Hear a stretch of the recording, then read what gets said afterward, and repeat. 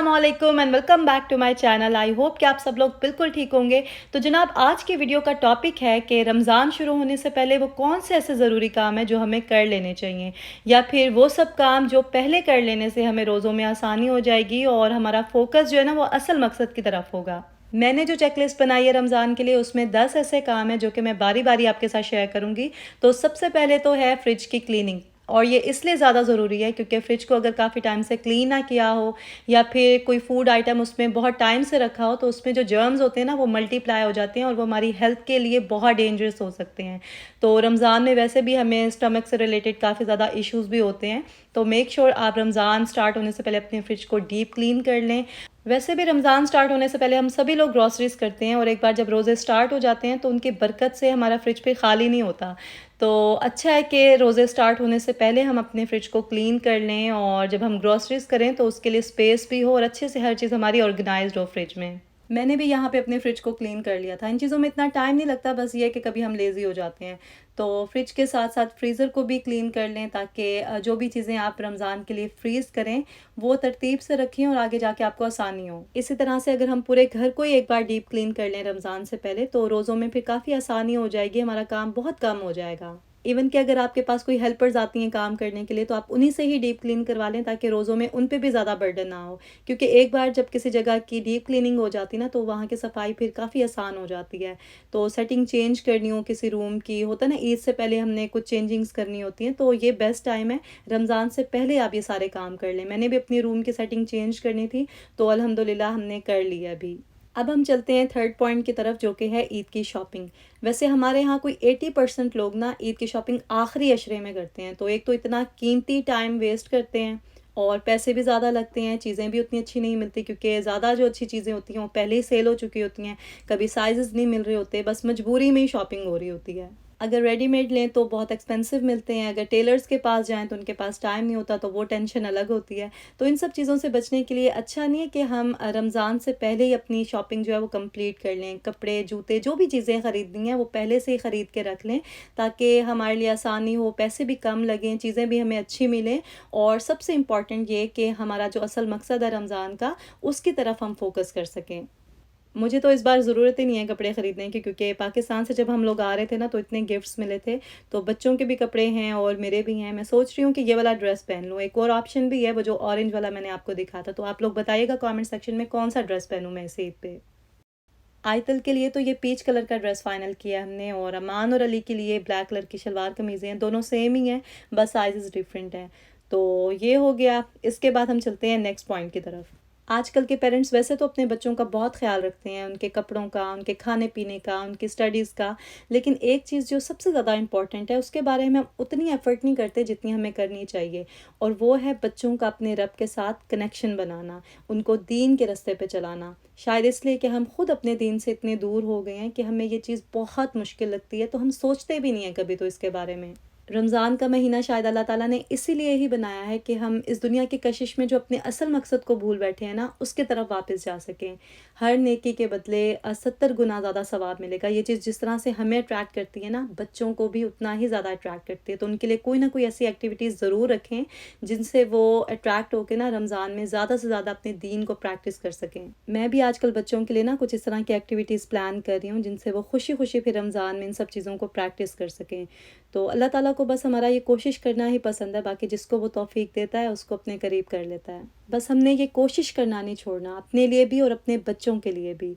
तो next point की तरफ चलते हैं, जो कि है मील प्रेप। ये तो सभी लोग करते हैं, और मैं आपके साथ आज एक ऐसी रेसिपी शेयर कर रही हूँ जो आपको यूट्यूब पे या कहीं पे भी और नहीं मिलेगी। मैंने खुद अपने चैनल पे बहुत पहले शेयर की थी, अभी काफ़ी टाइम हो गया था तो सोचा दोबारा से आपके साथ शेयर कर लेती हूँ। बहुत से न्यू सब्सक्राइबर्स होते हैं, उन्होंने फिर नहीं देखी होती हैं ओल्ड वीडियोज़, या फिर इंसान भूल भी जाता है। तो एज़ अ रिमाइंडर मैं आपके साथ ये रेसिपी शेयर कर रही हूँ, जो कि बहुत अच्छी है, बजट फ्रेंडली भी है, और आपको इसका टेस्ट बहुत अच्छा लगेगा, क्योंकि इसका फ्लेवर ना यूनिक सा है, लेकिन सबको पसंद आता है। तो मैं बना रही हूँ कबाबिश, और ये मैं बना के ना फ्रीज़ कर दूँगी। आप 1 महीना तो ईज़िली इसको फ्रीज़ कर सकते हैं, वैसे चाहें तो 3 से 4 महीने भी फ्रीज़ कर सकते हैं, लेकिन मैं यही कहूँगी कि 1 महीने के अंदर-अंदर आप इसे यूज़ कर लें। यानी रमज़ान के लिए बना रहे हैं, तो ईद से पहले-पहले आप इसको ख़त्म कर लें। तो सबसे पहले तो हमें इसके लिए चाहिए चिकन। बोनलेस लिया मैंने, थाई वाला, और इसके साथ हमें चाहिए प्याज और आलू, लेकिन हमने ये सब चीज़ें कच्ची ही लेनी हैं, आलू भी आपने बॉयल नहीं करने हैं। चिकन को चॉप करके मैंने उसका कीमा बना लिया था। अगर आप 2 कप कीमा ले रहे हैं चिकन का, तो आपने 1 कप आलू लेना है और 1 कप आपने प्याज लेना है। तो इन तीनों चीज़ों को आपने फाइनली चॉप करना है, ठीक है? ज़्यादा बारीक भी नहीं करना, लेकिन ज़्यादा मोटे चंक्स भी नहीं होने चाहिए। स्पाइसेस में हम इसमें डालेंगे नमक, ज़ीरा, धनिया और गरम मसाला पाउडर, इसके अलावा हल्दी और काली मिर्च पाउडर डालेंगे। और सबसे ज़्यादा इम्पॉर्टेंट इसमें जाएगा चपली कबाब मसाला, जो कि मैं शान का यूज़ कर रही हूँ, आप चाहें तो किसी भी ब्रांड का यूज़ कर सकते हैं। और ये ज़्यादा क्वांटिटी में लेना है। लाइक मैं अगर बाकी चीज़ें हाफ़ टी स्पून या 1 टीस्पून ले रही हूँ, तो चपली कबाब मसाला मैंने 3 टेबलस्पून भर के डाला था इसमें। इन सब चीज़ों को मिक्स करेंगे। इसके अंदर हम अदरक लहसुन का पेस्ट भी डालेंगे। हरी मिर्ची मैंने इसमें थोड़ी ज़्यादा डाली थी, क्योंकि मैंने रेड चिली पाउडर इसमें नहीं डाला था। अगर आपने ज़्यादा स्पाइसी करना है तो आप रेड चिली पाउडर भी डाल सकते हैं, लेकिन बच्चों की वजह से ना फिर मैं बहुत ज़्यादा स्पाइसी नहीं रखती हूँ चीज़ों को। तो बस इन सब चीज़ों को मिक्स करना है। आप चाहें तो इसमें एक एग भी बीट करके ऐड कर सकते हैं, लेकिन नहीं भी डालेंगे तो भी ये कबाब बहुत अच्छे बन जाएंगे। इस बार मैंने भी एग नहीं ऐड किया था। इसमें फ्रेश धनिया और पुदीना भी चॉप करके डालें तो अच्छा फ्लेवर बनता है इसका।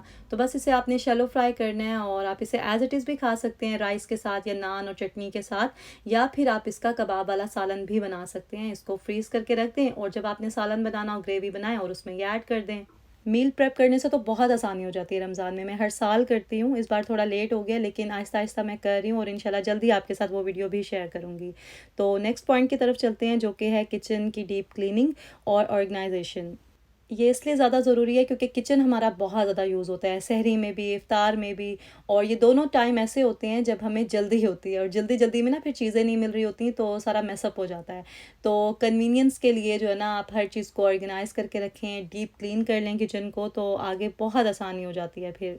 रमज़ान में वैसे भी हमारा किचन थोड़ा कंजस्टेड हो जाता है, क्योंकि हर चीज़ हम स्टॉक अप कर लेते हैं, और करनी भी चाहिए, क्योंकि इससे भी हमारा टाइम सेव होता है, एनर्जी भी सेव होती है, बजाय इसके कि हम हर कुछ दिन के बाद जाएं स्टोर पे और चीज़ें ख़रीद के लाएं।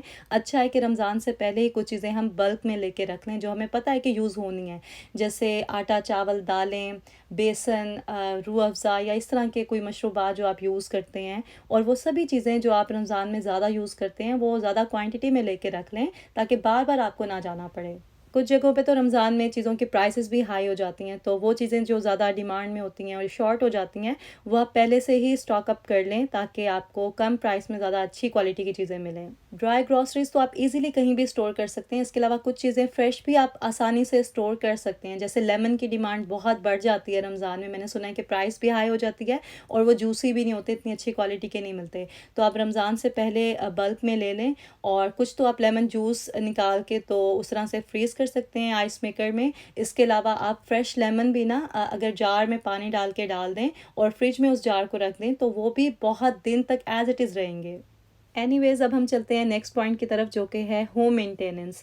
बहुत सारी चीज़ें हमारे घर में ख़राब हो रही होती हैं, हमारे नॉलेज में भी होती हैं, लेकिन हम पता नहीं क्यों डिले कर रहे होते हैं।